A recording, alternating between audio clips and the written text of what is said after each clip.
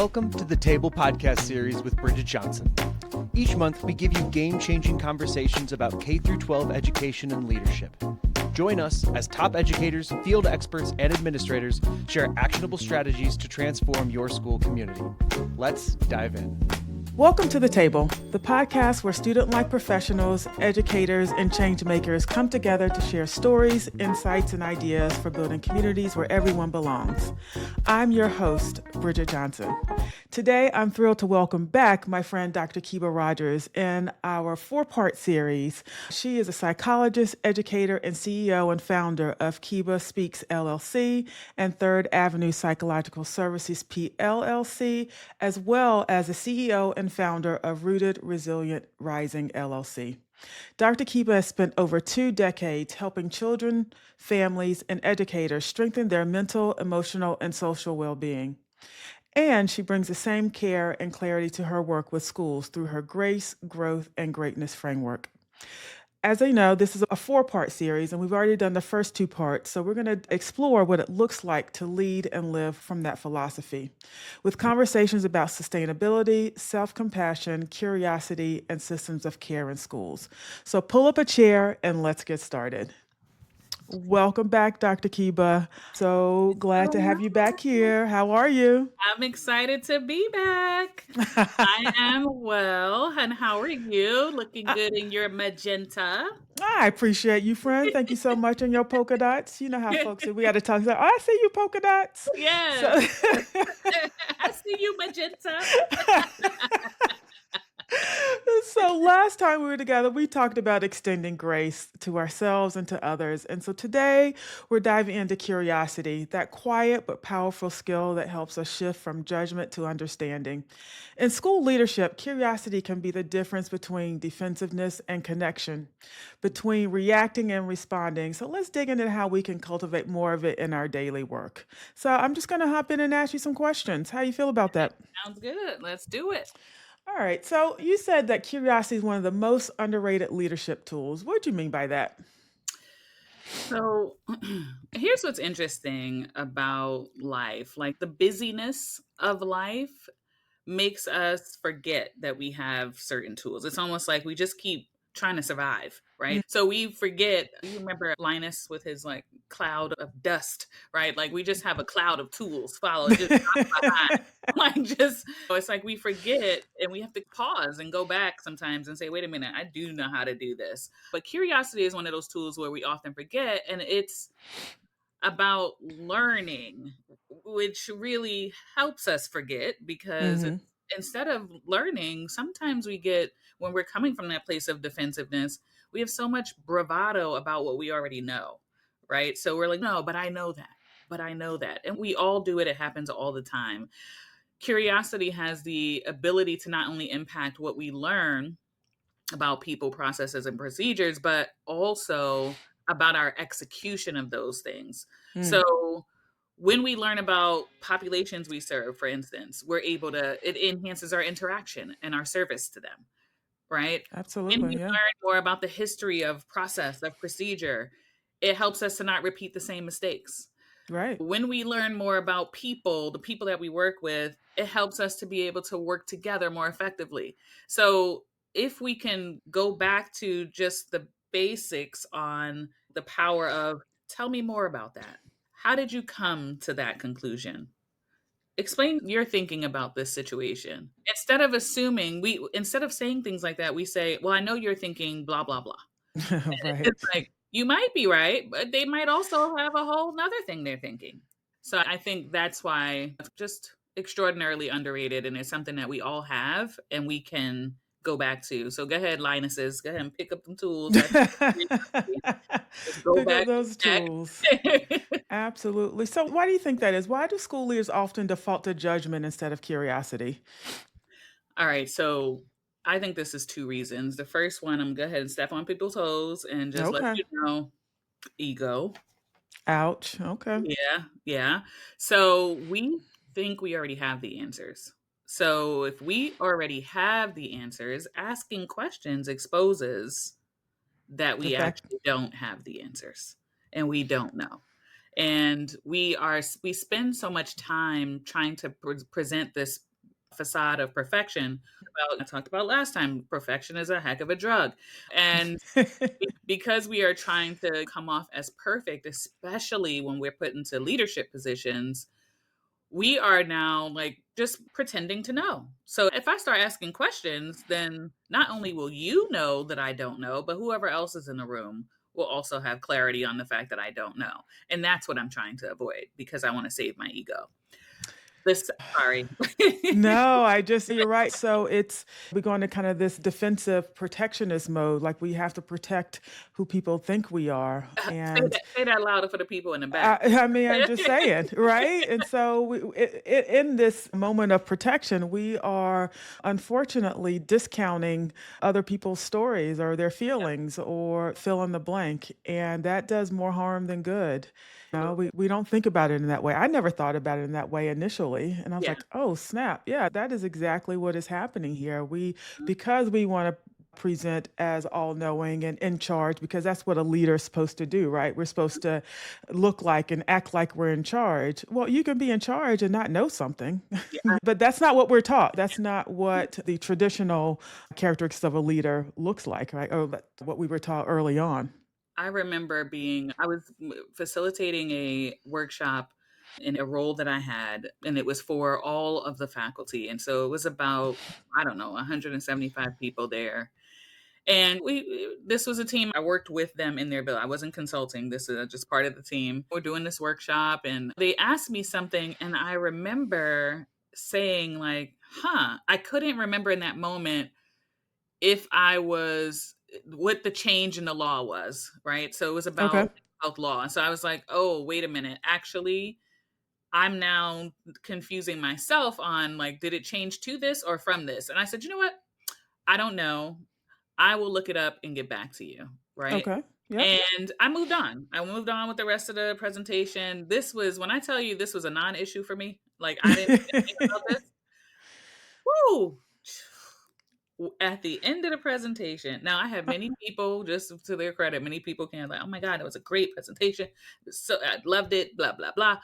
The people that basically stood on the line to talk to me, to tell me how unprofessional it was for me to say, I don't know. Unprofessional? Unprofessional. Whoa. Now when the first person said it, I had to really just monitor my face because I thought it was crazy. Like I was just like, all right, they're crazy. Like Right. so I just listened and tried to. I'm very good at blank face, right? I'm very good at this. Here we go. And I just nod. So I was like, okay. I just nodded. But I'm still working on that, friend. Listen, okay, because my face will tell the whole story. Twice on Sunday. So I said, oh my goodness. And then when I got more people, a good maybe 5 to 8 people said how unprofessional it was. And they wrapped it in flowers, right? So they were like, oh my goodness, this was the best. And I learned so much, especially this. But you know what? Stop. And I remember I was new to the community at that point. I had only been there for a couple months. And I remember leaving and feeling like I'm uncomfortable with this. I went to my supervisor, who was the head of the organization, and I explained this. And I said, hey, something interesting happened. And I just wanted to talk through this because I'm confused about it. That person said, well, people who are in leadership do not usually say loudly that they don't know something. They figure it out. And so her response was more about use different words next time. I'll get back to you, but just don't. It was more about the wording of I don't know. And I was like, I reject that feedback. I'm going to continue to say I don't know when I don't know something. And in that moment, I truly didn't know. And then she argued that I did know because she was like, well, you did know. You knew which laws, you just didn't know which one was now. Right, Yeah. right. And so I didn't know. That's what that means, right? So I say that just to say, like, not only are we expected to know things, But the people who are in leadership above us also put that on us immediately. Absolutely. Yep. So they're basically saying like, yeah, so don't Don't ever say that. Yeah. just like the people who I was also told that laughing was unprofessional, right? So if we are Wow. taking, like, just think about humanity. If we're taking curiosity and the ability to get to know people, if we're taking that out of the equation and we're also taking out laughter, what do we have left? What do we have Yeah, like left? what do we have left? We're robots. Yeah, But that's I what agree. we Wow. need to be. That is very interesting. So let's shift gears just a little bit because we talk about curiosity with adults, but how can curiosity help when a student or even a colleague's behavior doesn't make sense on the surface?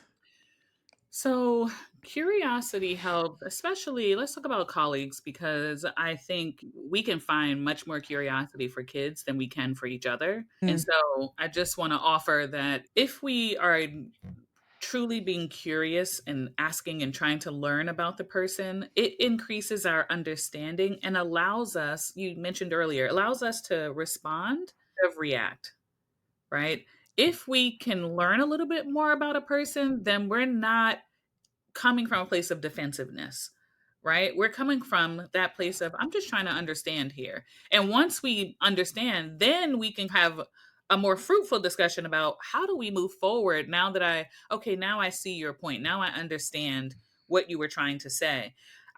What is the seek first to understand, then to be understood? the understood. Yeah, Hmm. so I Yep. don't remember who, that's not my quote, but Yeah. I don't know who said it, but I know that it is really powerful, right? So if we truly try to understand and not just hear, Hmm. which oftentimes we are listening to To hear and respond. respond, right? So we hear enough of the information that allows us to feel comfortable formulating a response, and then we respond. But if we actually engaged active listening, which active listening is listening to understand, Hmm. not to respond. So we are actually, when we are listening actively, we are listening to the other person's words. We are not formulating our own response. Right. If any questions arise in active listening, then what we are questioning is, I don't understand what they meant by that. We're Hmm. not saying things like, well, if you would have just done this, if you would have just done that, which is what we do. We're just All the judging. time. No, we're Yep. just judging. So I would say it increases definitely our ability to respond instead of Hmm. react, especially when things don't make sense on the surface.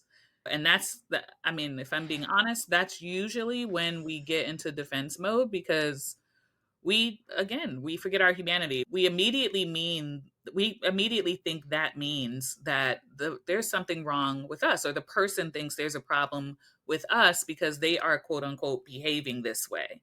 And Right. we forget that it might not have anything to do with us, and the chances are that it doesn't have anything to do with us. It's so interesting. It often doesn't, but we don't even pause to even question, does it have, we assume, We and assume. then we dive right in and we either try and fix it or try and explain it away or fill in the blank, none of which is helpful. Do you mind sharing a story where curiosity helped you shift from frustration to understanding? Yeah. Okay. Before I say that, just you said explain it away, and that just like oof, sent bells off in my head because Uh let me just tell you the amount of times that not only the people who are involved in a specific situation try to explain it away, but other people who are watching try to explain it away. And that just contributes to It's the the problem. worst. It contributes to the problem because now, again, we're all now assuming. Nobody Yep. stopped to ask, like, hey, what do you mean by that? Right? Nope. This one of the things that I probably am known for in the environments I worked in is my ability to say, like, oh, what do you mean by that? And one of my supervisors said to me, a head of school I used to work with, he said, I am amazed by your ability to inquire. Like, and I said, what do you mean? Like, why it's just like when you respond, he's like, sometimes I see these emails going back and forth and you're responding with such curiosity. And I was like, well, because I am actually curious. I don't Curious. know what they mean. But it's just, yeah. So it's really interesting. So a time when let's see, a story. Where curiosity helped you shift Yeah. from So frustration to understanding. In thinking about this, I would say it is always present for me because Mm, the way that my mind works is when people show up and it feels a little bit strange, like, what is this? right. What's What's happening? like, like, especially if I know this person and have any sort of working relationship with them, even if I know them, I have a working relationship with them and they don't like me. Let's say I know those things, right? There's still sometimes where you're showing up and I'm like, huh, what, how are you today?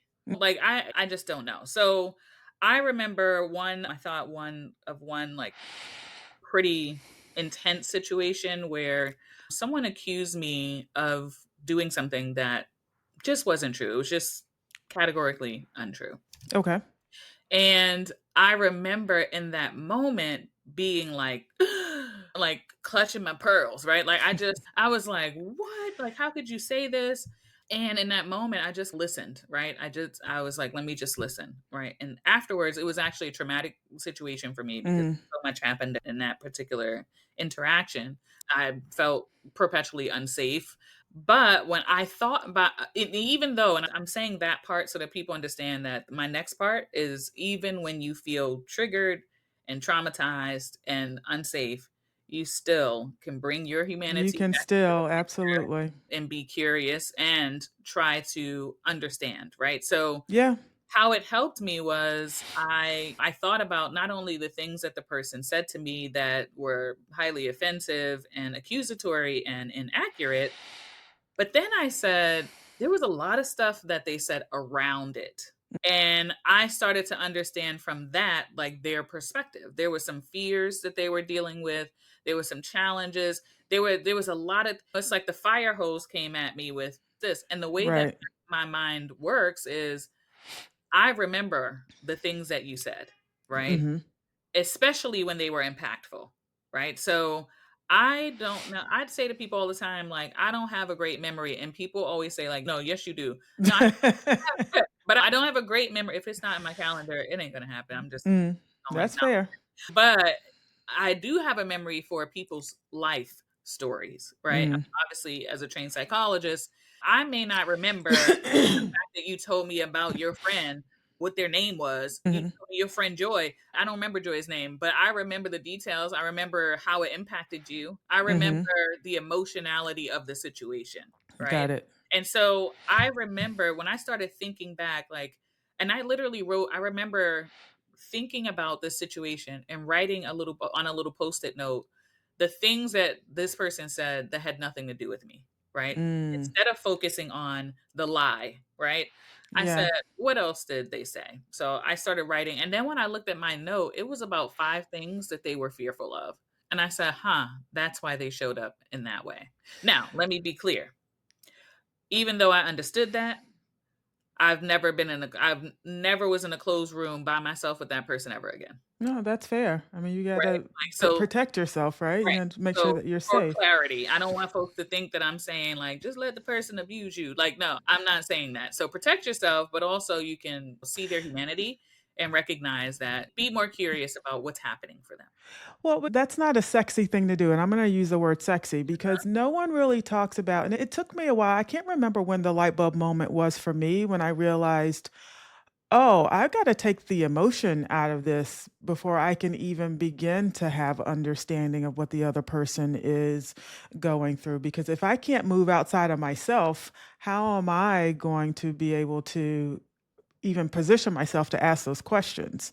And so that's what people don't like. We go with zero to 100. We start to match energy. We start to say, oh, well, you're not going to fill in the blank to me, or you're not going to disrespect me in that way. And so, because we approach it from that standpoint, we don't have the opportunity to learn because So, now we have already engaged in a way that's not going to be productive for anyone.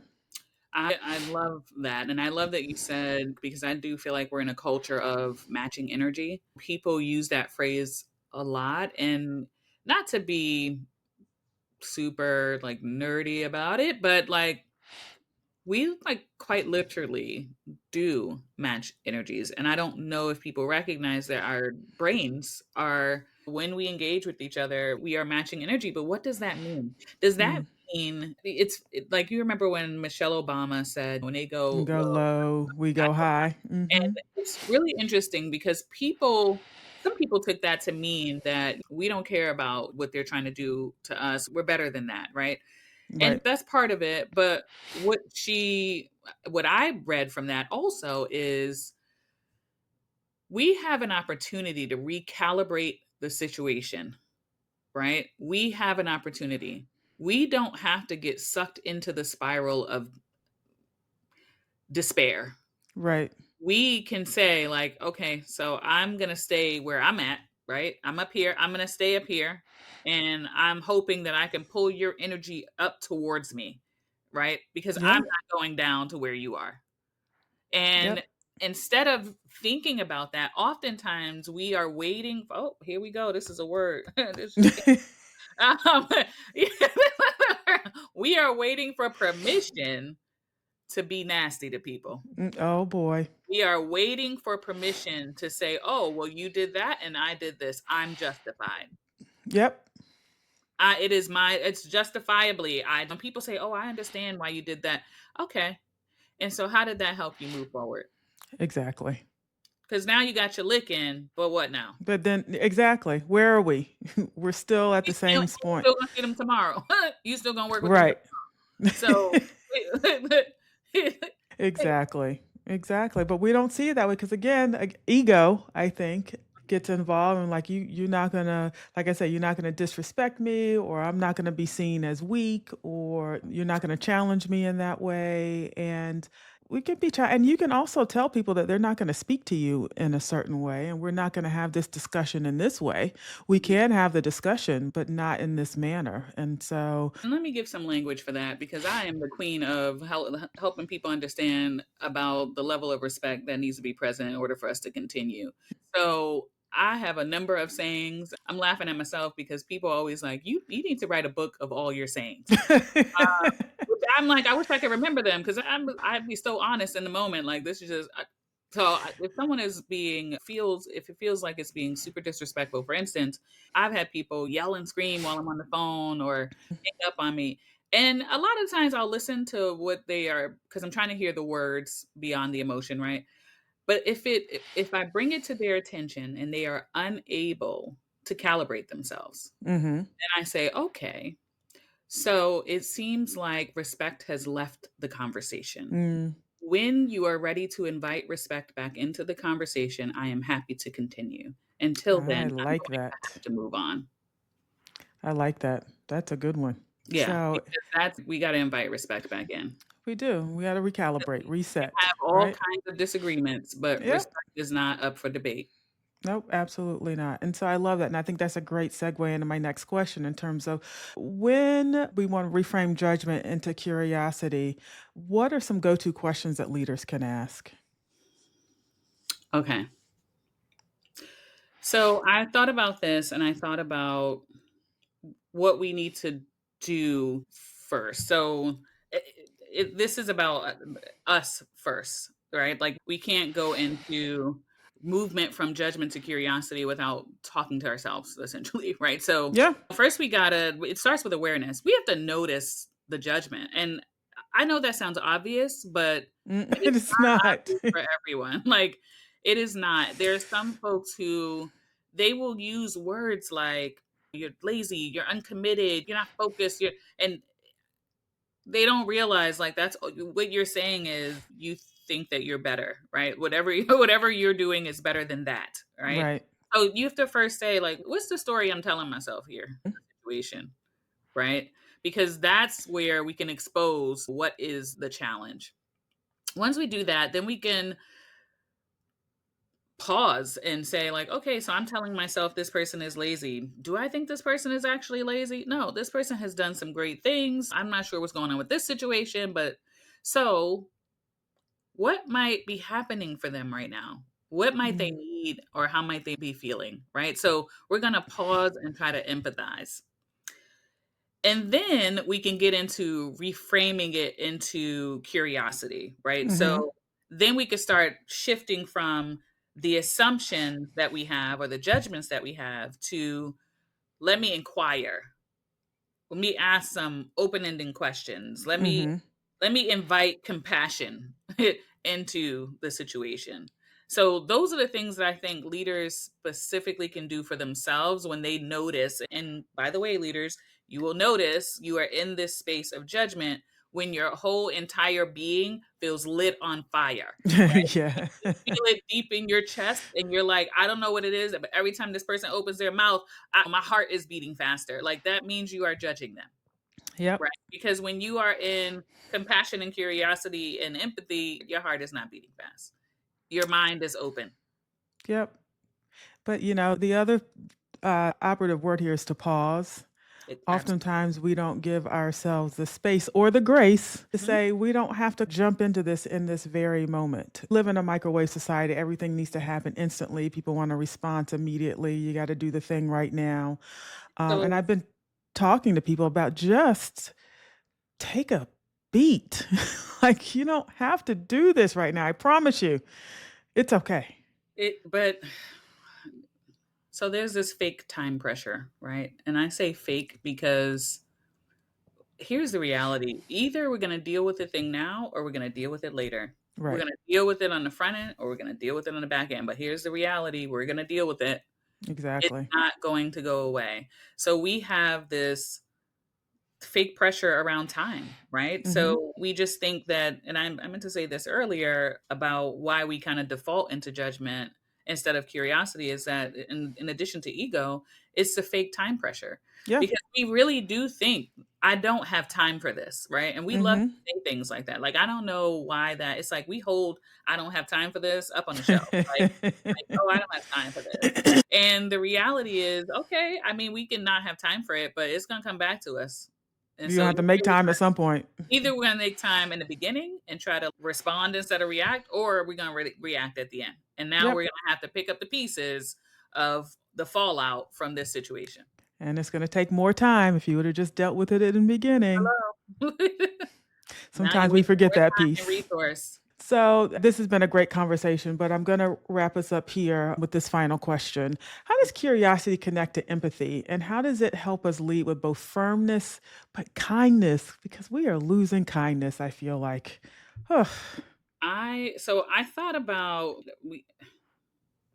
we have lost kindness. I mean, we aren't losing it. We've lost it. We've forgotten what it means to actually not only be kind to others, but what it means to receive kindness from others. Mm, And a lot of that has to do with having these interactions with strangers who we think is our hive, and they are responding in such unkind ways for benign things, right?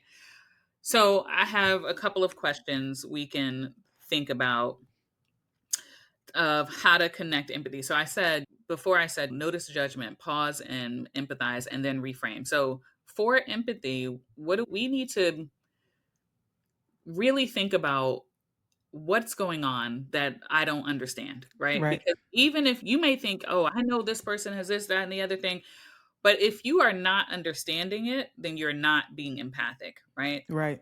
Understand doesn't mean agree with, right? Yes, It's just absolutely not. understanding it. So encouraging yourself to really think your leadership to think about like what are the pressures that might be there that I'm not seeing, what are Right. some of the things, the perspectives, systemic barriers, what are the things that are occurring that you may not be really thinking about. How would you interpret interpret the situation if you assumed positive intent, Mm.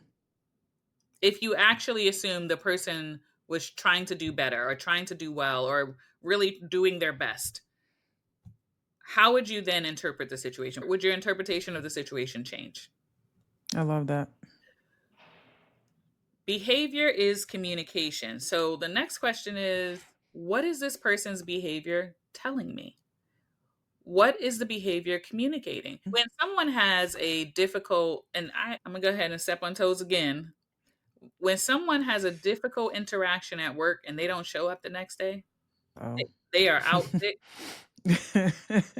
Please understand that is directly correlated to that difficult interaction. Absolutely. But most people can't acknowledge that. They're afraid to acknowledge it. They might not even have the awareness themselves, Right. but it's what is their behavior? I was watching, a friend of mine sent me a video the other day, and it was about these little kids, right? It was little kids doing a lot of different, they're playing sports there. And Mm-hmm. one of the kids, the coach, and it was a little tiny one, like maybe 3 or 4 or 5, Uh-huh. they were playing like T-ball or something. And the coach said, okay, you got to remember, run fast. This kid went into like super slow motion. Slow motion. I've seen that one. Yeah.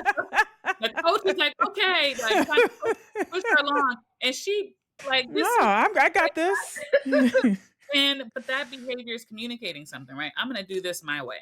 Yep. I heard you, but I'm gonna do this my way. Yep. Right? Now for a 4-year-old, they don't know why, right? They just know this is Right. what I'd like to do, right?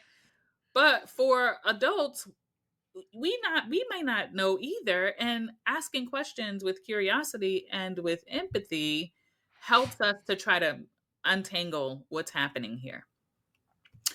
So what questions can you ask to learn the perspective of the other person before entering your own into the chat? Like, if we really are taking that saying of seek first to understand, then to be understood, how do we really exemplify that? What are the questions that we can ask? So, how do we prioritize active listening? Mm-hmm. How do we focus on building, like strengthening our connection with the person? Because I'm going to bring back the other C word we talked about last time, collaboration, right? Yep. Because strengthening connection can help us with collaboration, Absolutely. right? So, how do we do that? And then lastly, I would say, what can this moment, so the part that I think we drops off the face of earth is, what does this moment teach me about my own assumptions and my triggers, Yep. right? So when somebody is showing up in their fullness and we are agitated, what does this tell me about myself? What does this tell me about the way that I'm engaging with other people and what other people bring that really bothers me? And then what can I do about that? All of those 5 questions, I would say, are the things that really help us to move forward in empathy, which helps bridge the gap from judgment to curiosity. I love that. That is great. And what a wonderful way to end this particular session with some tools, some questions that people can take away. Dr. Kiba, this has been awesome. If people want to learn more from you, learn more about you, how can they get in touch? And I know you also have something special coming up in December, so to that I too. do. So I would say you can reach me on social media at Instagram or LinkedIn, Dr. Kiba Speaks, Grace, Growth, and Greatness, or the newly formed Rooted, Resilient, and Rising. As part of Rooted, Resilient, and Rising, we have our 2nd annual Belonging, Affirmation, and Motivation Conference happening December 3rd through 5th. We are really excited about that. So tickets are available on Eventbrite, and we have a phenomenal lineup of folks who are really going to be helping us to not only build community and feel that sense of belonging and affirmation, but to be motivated to go back into our environment and bust it out for the rest of the year. Like really get it Gotta together. bust it out. Yep, I love it. That is great. Thank you. And so all that information will be available also at the end of the podcast. I love how Dr. Kiba reminds us that curiosity isn't just a strategy, it's a way of leading with empathy. And so in our final episode of this series, we're going to build on that idea as we talk about care. Not just about self-care, but systems of care that make schools more sustainable for everyone. So thank you for pulling up a chair at the table today. I hope this conversation gave you something to think about, or maybe even something to try in your own community.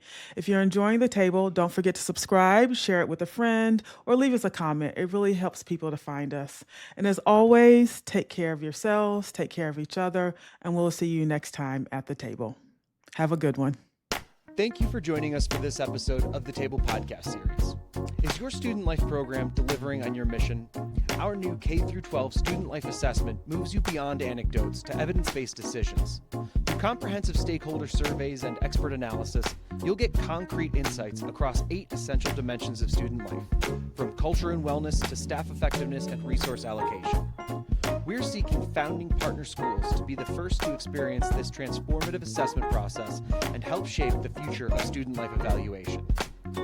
Today's episode was hosted by Bridget Johnson in conversation with Dr. Kiba Rogers, the third of our 4-part series, Grace, Growth, and Greatness, the last of which will air on December 1st. This episode was produced and edited by Andrick Sigmund and music by PremiumBeat.com. For any questions, contact information can be found in the episode description. And, as always, thanks again for listening.